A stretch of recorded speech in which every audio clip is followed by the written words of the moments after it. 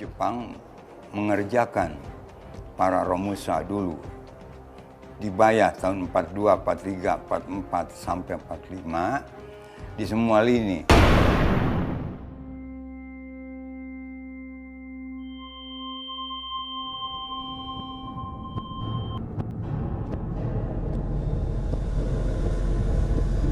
Perkataan saya, hancurkanlah bangsa kita, yaitu Inggris, Amerika. 71 tahun Indonesia merdeka dari penjajahan Portugis hingga Jepang. Banyak pahlawan-pahlawan yang rela mati untuk melawan para penjajah. Banyak sekali tindakan oleh penjajah kepada bangsa Indonesia. Salah satunya adalah kerja paksa Romusha. Romusha adalah tenaga kerja paksa pada masa pendudukan bala tentara Jepang. Tenaga kerja paksa ini diambil secara acak oleh militer Jepang dengan melibatkan aparatur pemerintah dan sejumlah pemimpin pergerakan rakyat. Luasnya daerah penduduk Jepang menyebabkan Jepang memerlukan tenaga kerja yang sebanyak-banyaknya untuk membangun sarana pertahanan berupa kubu-kubu pertahanan, lapangan udara darurat, gudang bawah tanah, jalan raya, dan jembatan. Jepang memerlukan Romusha itu untuk mengerjakan proyek-proyek militer mereka, baik yang ada di daerah pendudukan maupun di luar Indonesia. Para pekerja ini terdiri dari laki-laki desa miskin yang berusia antara 16 sampai 60 tahun.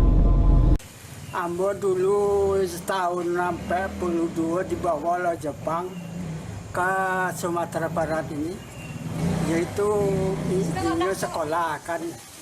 Tiba di Sumatera Barat ini alat ini ada alat sekolah, alat dia yaitu membuat yaitu jalan kereta api tahun 62.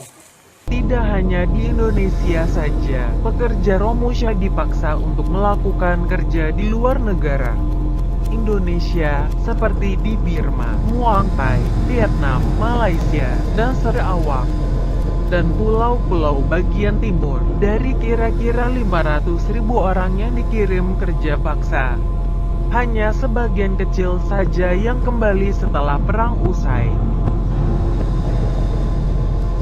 Di tempat-tempat mereka bekerja, mereka diperlakukan secara kasar.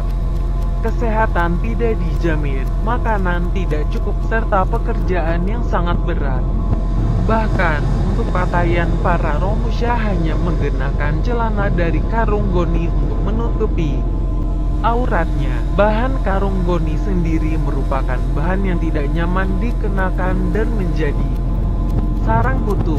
Dengan keadaan yang sedemikian rupa tentu saja menjadi sarang bagi penyakit. Sehingga banyak di antara Romusha yang meninggal di tempat kerjanya karena sakit, kekurangan makan, serta kecapaian ataupun kecelakaan.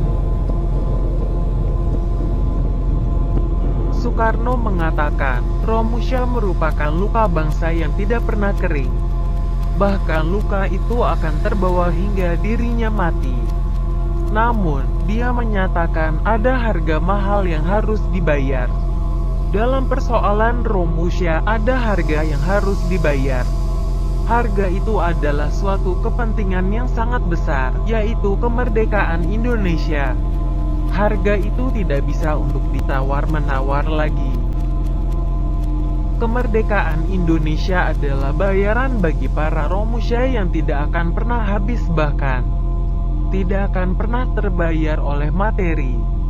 Perjuangan bahkan siksaan yang tidak pernah kita alami sekarang jadikanlah suatu penghormatan yang besar yang cinta kepada tanah air kita Indonesia.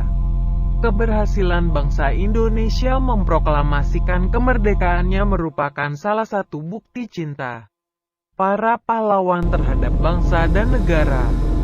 Bukti cinta yang dilandasi semangat kebangsaan diwujudkan dengan pengorbanan jiwa dan raga. Segenap pengorbanan rakyat tersebut bertujuan untuk merebut dan mempertahankan kemerdekaan dari penjajah. Semangat kebangsaan harus tumbuh dan dipupuk dalam diri warga negara Indonesia. Semangat kebangsaan merupakan semangat yang tumbuh dalam diri warga negara untuk mencintai dan rela berkorban untuk kepentingan bangsa dan negara.